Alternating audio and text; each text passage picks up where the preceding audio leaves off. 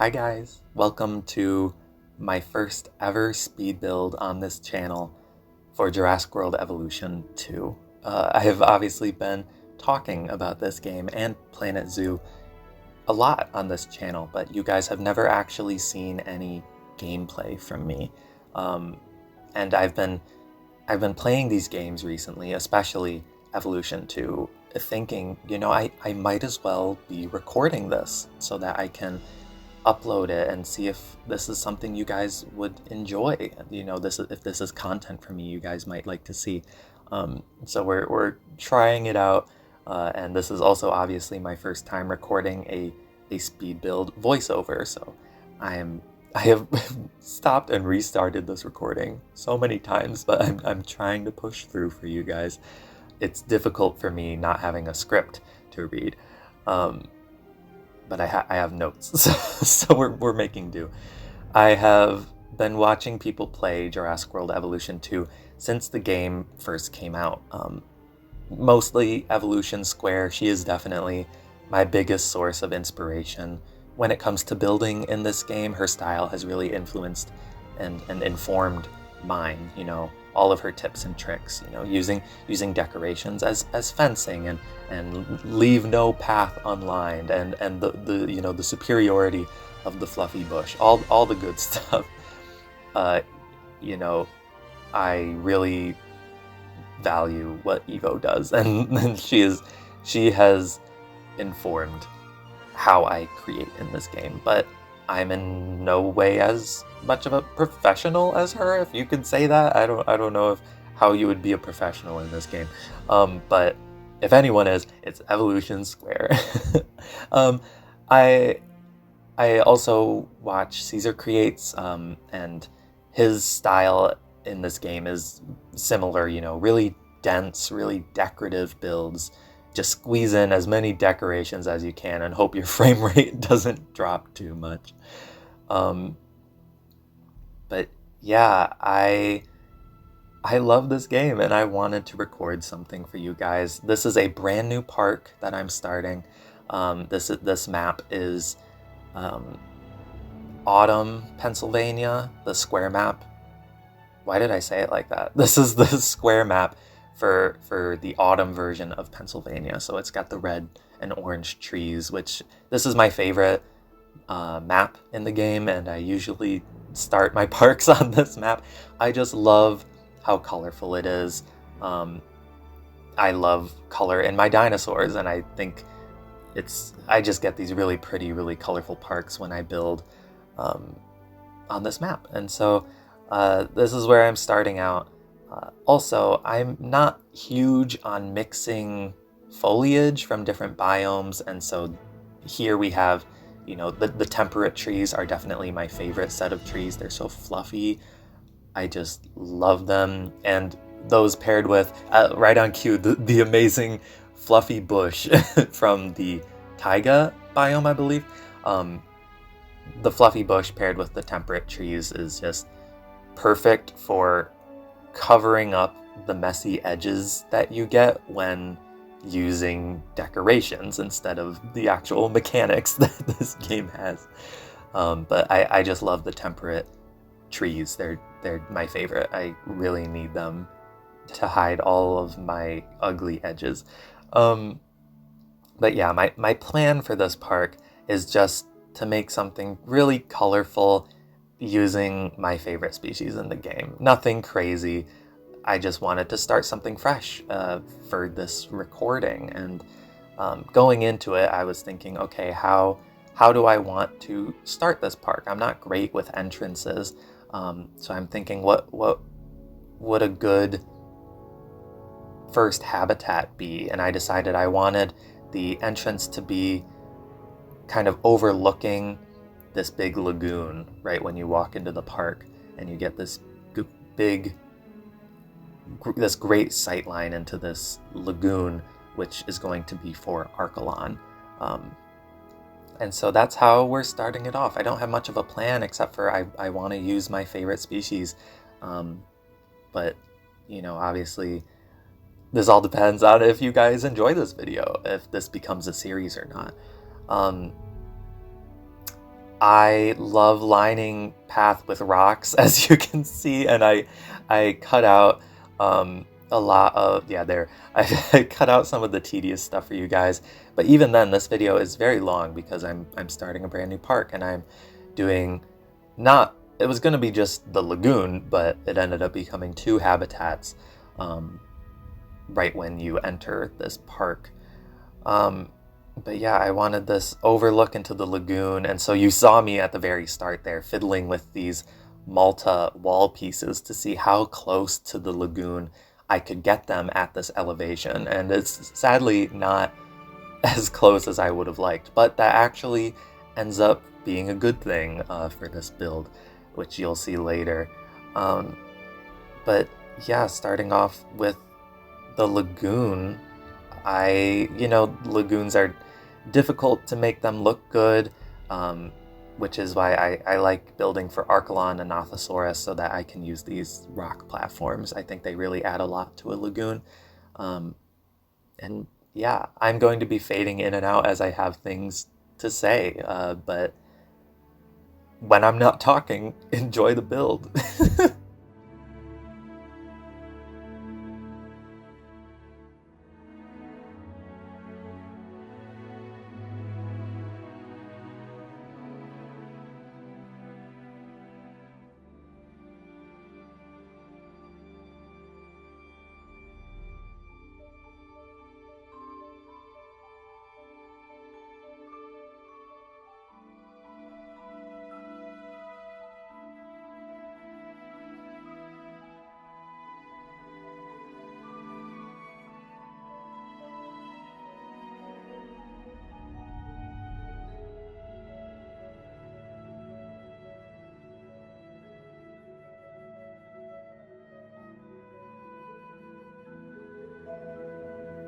I love Archelon.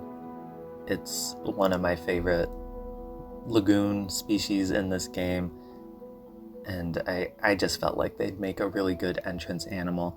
And as you can see, I am going to be popping into these viewing galleries and hopping down into third person mode, first person, to scope out the different sight lines. I do that a lot. I'm constantly hopping into these viewing opportunities to, I caught a little social animation.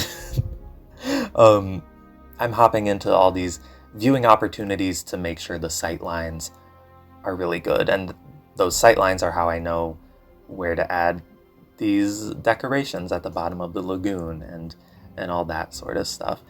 Decorating the bottom of lagoons is one of my least favorite things to do, but we got the kelp, and the kelp really helps out a lot.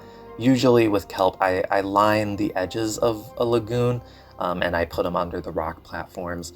And I love the kelp for adding some verticality. I wish we had more decorations that had verticality because the lagoons are still kind of bland, which I'm hoping is rectified in Evolution 3.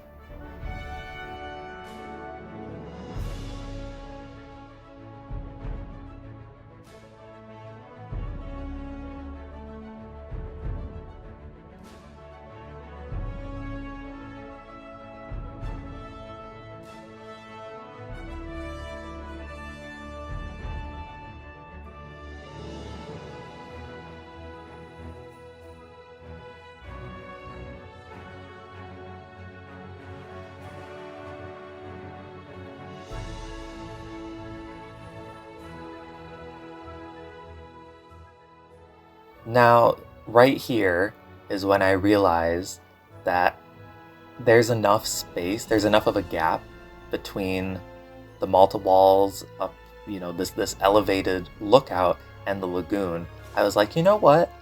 I bet I could squeeze a habitat in here. And this is when the Monolophosaurus comes in, because I love Monolophosaurus so much, as you know if you have seen my ranking video for all of the species in this game.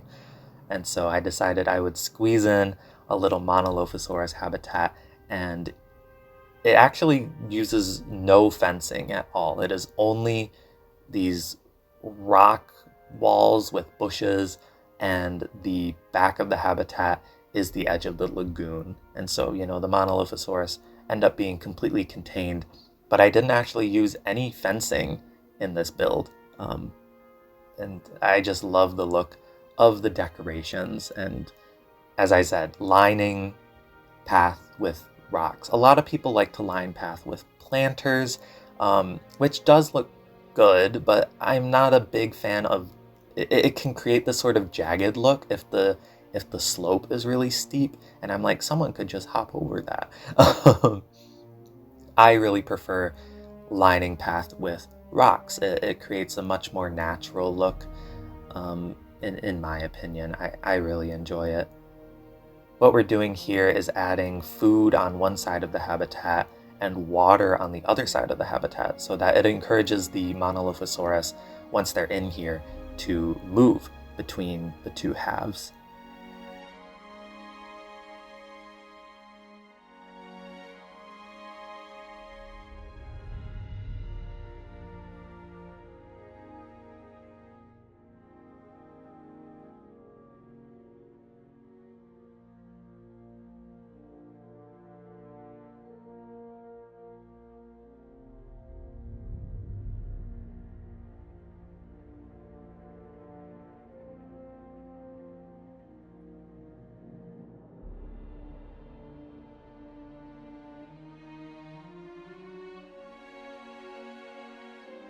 This is what I'm talking about with using the fluffy bush and the trees to cover my mistakes. Just these gaps and these edges where things don't quite meet up right, or theoretically a human could slip through there, or a dinosaur could slip through there.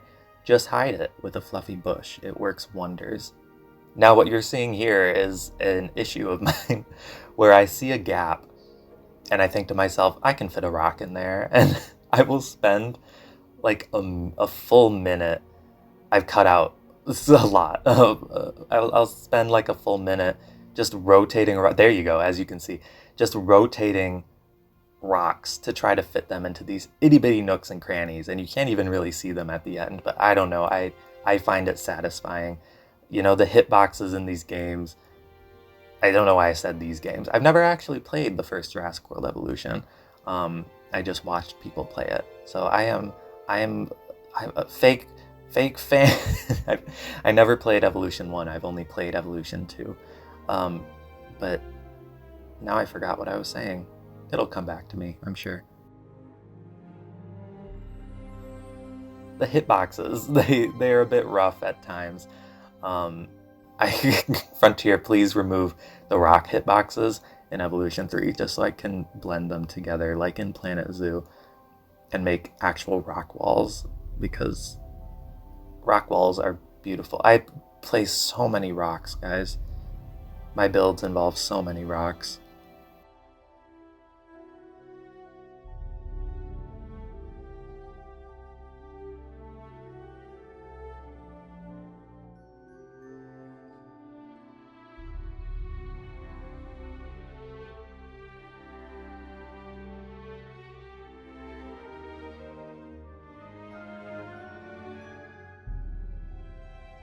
I left this in because I thought it was really funny. I really wanted to see the Monolophosaurus exit animation, but then I just used the wrangling mechanic to get them into their habitat, and I left it in for you guys because I thought it was really funny, sped up.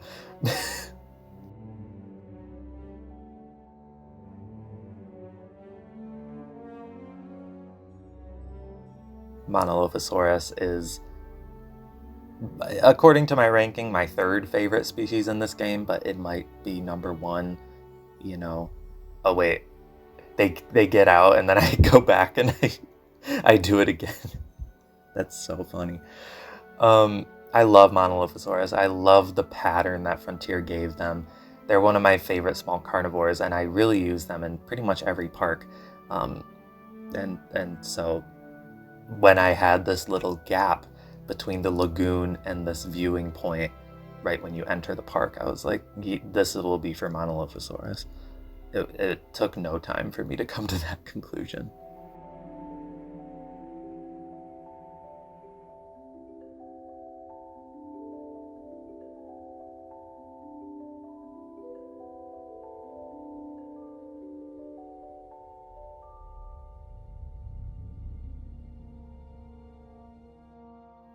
Oh, right here I pop into capture mode. I do this a couple times in this video. I'm trying to take more screenshots, but I also had a thumbnail in mind. So I scope out my dinosaurs. Well, I do that anyway. That's how I get enjoyment in this game. While I'm building, I take little breaks and I go admire the animals and just appreciate how they work in these enclosures that I build for them. I also think it helps give a sense of scale to have the animals in the enclosures while you're building it. I think, especially in this game, scale is a tricky thing, and getting a correct sense of scale. One time I built a Tarbosaurus habitat, and it was like puny. I was like, oh my gosh, this is so small. And other times, when building, especially for tiny species, you end up building way too big. And so that's why I put in the Archelon and the Monolophosaurus already, so that I had a good sense of scale while I'm building these habitats for them.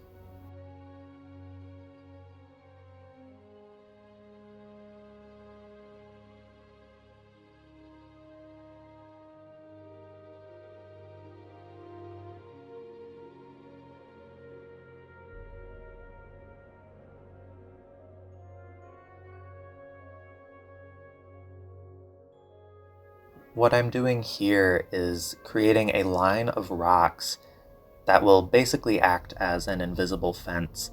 I'm imagining that you could imagine that there is an actual invisible fence in these rocks, or you could imagine just, well, the reason I'm doing this is because even though this slope below the Malta walls, even though that is the steepest slope you can create in this game, your animals will still walk up it if given the opportunity.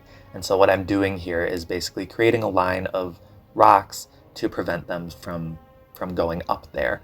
And so you could either pretend that there is invisible fence in the rocks, or you could just pretend that it's too steep, and realistically they would not go all the way up there. I've tried to cut out a lot of the more tedious parts, like a lot of that rock work. But something I really appreciate is longer speed builds. I really enjoy long speed builds, and so I'm hoping you guys do as well, because this is a longer one for my very first one. I like a long speed build. I find them very relaxing and soothing, and I enjoy watching people place tons of rocks. But I tried not to go overboard, and so let me know if this balance is good. Here you can see that amazing view. Let me grab a picture real quick. I think that's the thumbnail. This view where you can see the Monolophosaurus crossing, and also the Archelon using that rock platform directly behind them. I think it's a really cool sightline. I am not super skilled when it comes to path art. I kind of struggle with path in this game and making plazas and stuff. But I try. Usually I just make these I leave these weird cutouts, and then I fill it with a different path color, but that leads to a lot of issues and having to redo it. Well, look, whoa, that was so quick. I am, Evo is the crazy path lady. I am not the crazy path guy. My focus in this game is really just building pretty habitats, and I think I'm doing a pretty good job. I think this came out really cool. Another thing I value is, that's another person I watch, Simply Savannah. I enjoy her videos as well, and she's said in her videos that she tries to leave in things even if she deletes them ultimately, just because it's part of her process, and she wants to leave it in to both represent that process, and also, even if she doesn't end up using the things that she builds, maybe her viewers will find inspiration in the things that she builds. And so she leaves in pretty much everything that she does. So that's another thing I like to keep in mind. Even though I don't think I really scrapped anything in here, I just had the big idea of, like, oh, this could be a small habitat using the edge of the lagoon. And so I pretty much left most stuff in, while trying to cut out stuff that was a little too tedious. So I hope I found a good balance.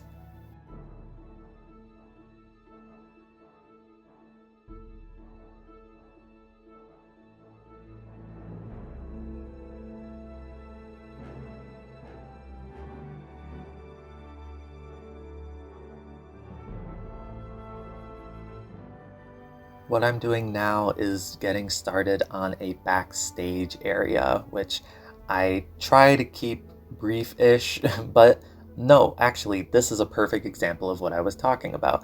I left most of this in case you guys get inspiration from watching people build backstage areas, because there's something I kind of struggle with. But I basically make kind of a control hub campus, I don't know, back behind the entrance, behind a line of trees, so that I have my hatchery back there and my ranger team and some other buildings just to help with a bit of realism. Here you can see me test driving the Jeep through these rocks to make sure that it fits. But this is another thing that I actually end up removing in favor of something else towards the end.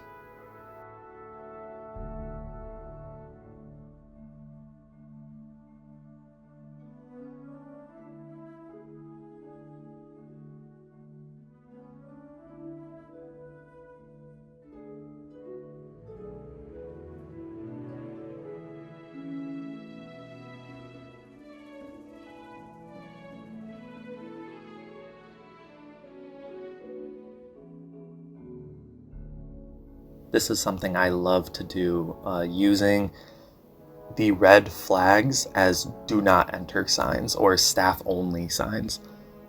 You know, they function as do not enter for the guests. I think I took that from Evolution Square, and it's one of my favorite things to do. I always plop those signs down in front of these staff only paths.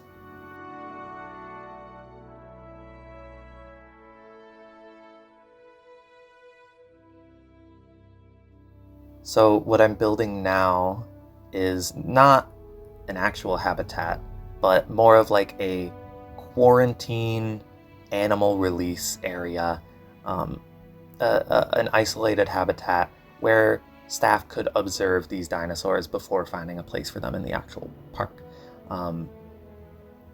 I find this very realistic, having sort of a quarantine pen is basically what it is. I think it's really realistic, and it's a good way to have, you know, a one-stop shop for pooping out dinosaurs.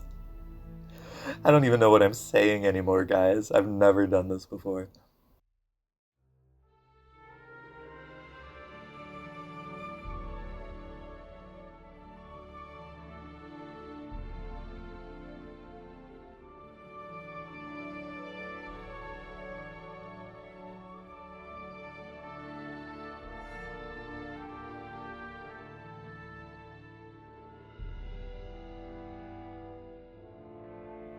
I called it a one-stop shop because I'm putting all of the feeders and all of the paleo foliage in here, so that theoretically any animal you create in this game could survive in here and be all right until it's relocated.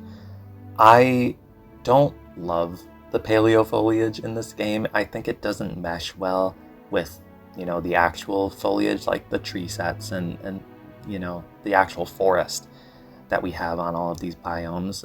It's very distinct, and I think it doesn't quite match. But I'm gonna try to use it in this build. Usually I just turn off herbivore food, the need for herbivores to eat. Also, what you just saw me doing is this fence glitch. If you don't know, I picked it up from Evolution Square. If you create fences in this like one, I don't even know how to describe this, as short as possible, these increments of as short as possible, then you can overlap it with a second fence. And I like doing that with the concrete and the really heavy duty Jurassic Park fence. I think it creates this really cool high security feel, so that theoretically you could have like an Indominus Rex in here and it would be okay, you know?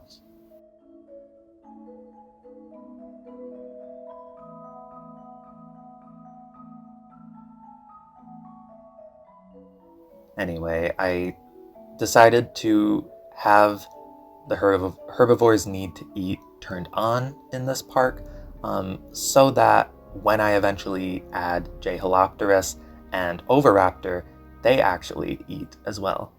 Because they seem to not do that if you have only carnivores. The setting turned on to only carnivores, your J-Holopterus won't use the insect feeder, which I really want them to. And so I'm challenging myself to actually use the paleo foliage in this park. We'll see if that sticks or not.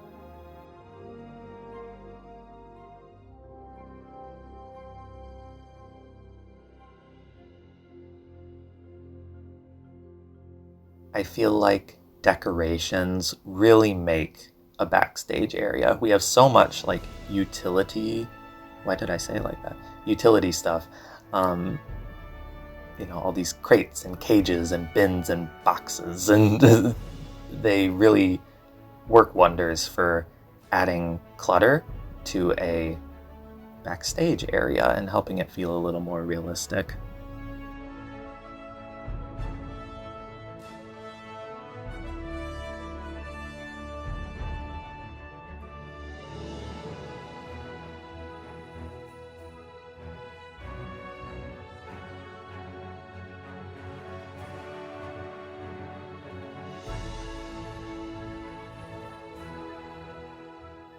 I already have some of the other animals I want to use in this park picked out. I mentioned 2 of them with J-Holopterus and Oviraptor, but you can expect Deinocheirus, Pyroraptor, Utahraptor. I really want to build for the Giganotosaurus. If this does become a series, I'll probably build for the Giganotosaurus next. I'm thinking about Giganotosaurus Forest. I don't know, man.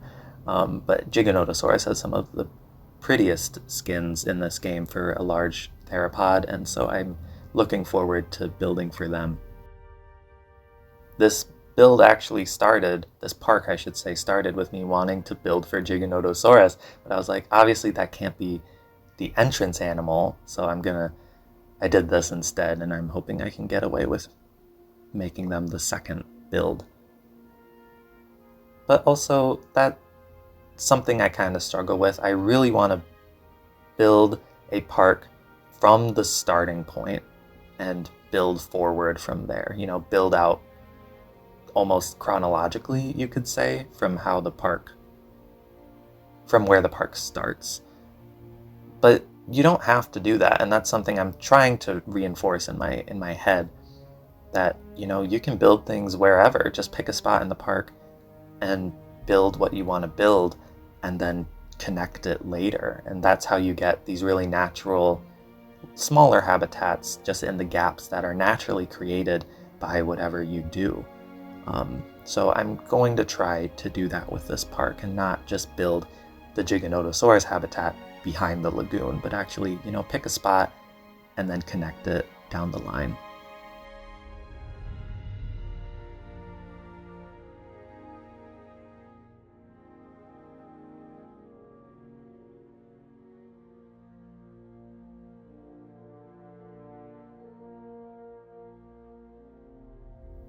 Let's talk for a second about Evolution 3, because it was not announced as a lot of us were expecting at the Future Games show. So I am now thinking I'm thinking Evolution 3 will probably be released in November, like Evolution 2 was and Planet Coaster 2 was. That's what I'm starting to think. I do think they're going to, still aim for the same year as Jurassic World Rebirth, but the longer we go without this game actually being announced, we know about Jurassic World Evolution 3, but it has not been publicly announced. And so, the general public does not know about this game, and July, that's a quick turnaround for a full marketing cycle. So I'm starting to think the marketing for Evolution 2 will begin when the movie comes out, close to that. And then we'll see Evolution 3 probably around November. That's what I'm expecting, and I'm okay with that as long as, the game turns out. It'll give them more time to cook and make something worthwhile.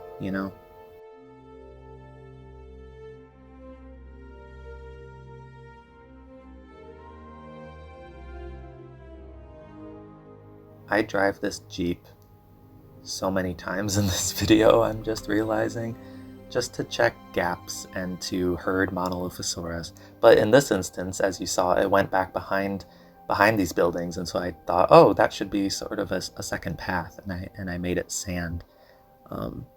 So little happy accidents. I'm Bob Ross now. That's an instance of a happy accident. I kind of found this natural trail for the Jeep to follow.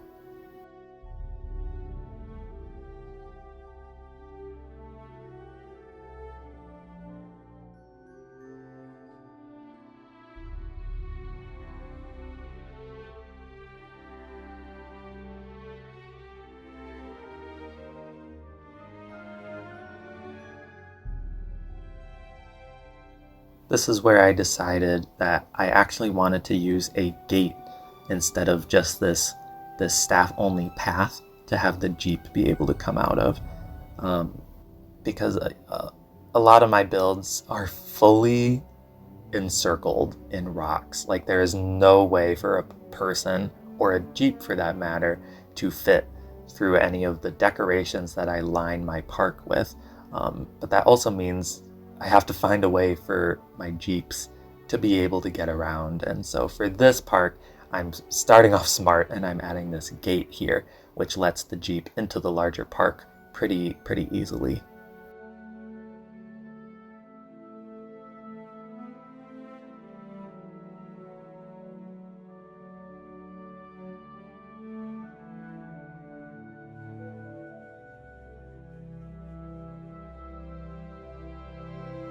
This is what I was talking about earlier with the backstage clutter.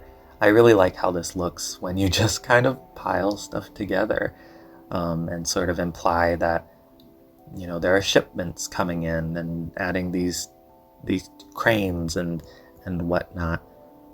I actually enjoy building backstage areas, to an extent. I kind of struggle with them, but like I said, I think decorations really help.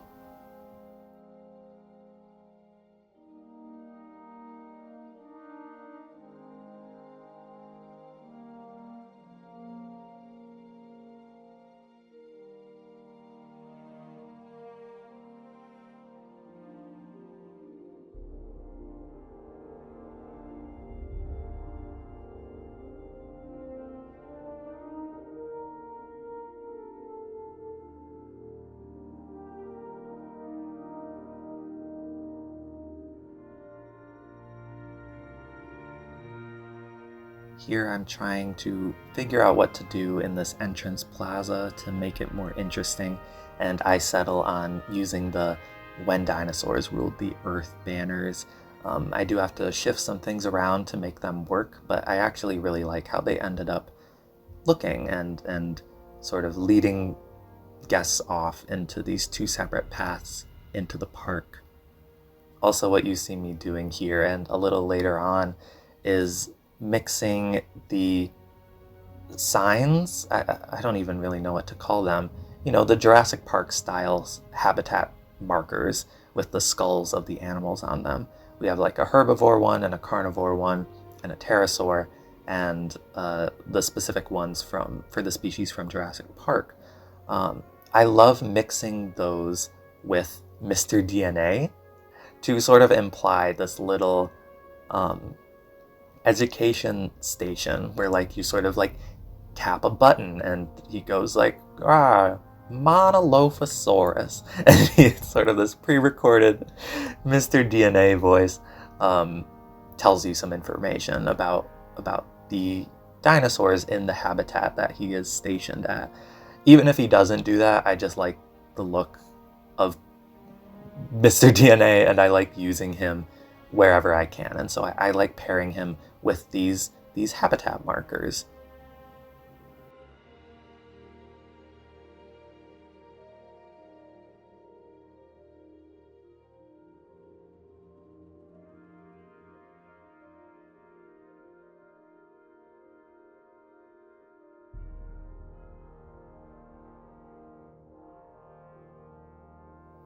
leave no gaps unfilled.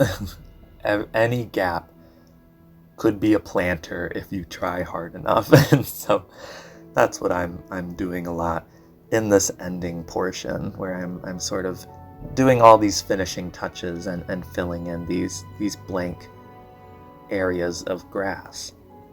But also I'm trying not to bore you guys, so I cut out a little bit here and there.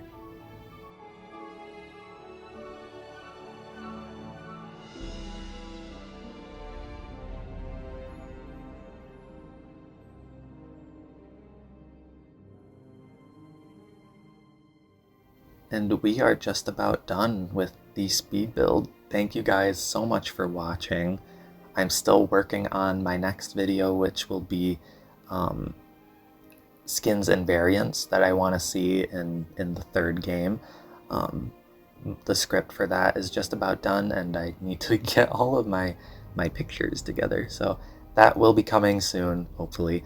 But I was playing, or I wanted to play these games, Evolution 2 specifically. We'll see if I do speed builds for Planet Zoo. I use a lot of blueprints in that game, whereas this game, you know, you build everything yourself. You just plop things down. Anyway, I'm rambling. Thank you so much for watching. That other video is still in the works, but I hope you guys enjoyed this. Let me know what you think if you have any feedback for me. I'd love to hear it. Thanks so much for watching, and I'll see you guys next time. Enjoy the cinematic shots, or my best attempt at cinematic shots. Bye, guys.